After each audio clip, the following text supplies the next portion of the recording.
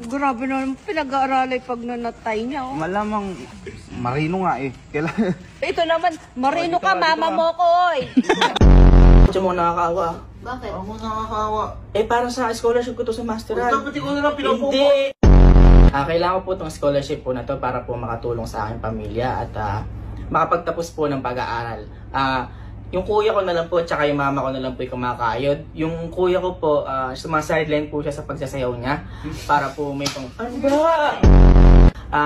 Yung pinsan ko naman po, siya po yung backup dancer ng kuya ko dahil po magkamukha po sila ng damit po. Tapos po, ito naman po yung kapatid ko, sa sobrang lungkot niya po, hindi na po siya makagalaw. Dahil po sa sobrang lungkot na lungkot po siya, galaw ko nga po yun. Ayan po, hindi na po siya makagalaw po. Ito po yung mama ko po, isa din pong kumakahit po sa amin.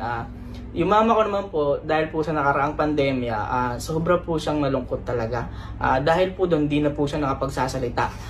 And, ma, magbigay ka nga ng message. Yung huling salita mo. Ma. Ayun po. Pinag-pray niya daw po tayo. Ayun po. And, ano ba? Bakit ba? Uy! Nakagalaw ka! Nakagalaw ka! Ano? Ba't may... Ba't ba-adjak ka? Wala lang. Ano wala lang? Abay, 9th floor ka, 20th floor to? Hindi na po ako, alas 7 dito. Alas 7? Eh, alas 10 na.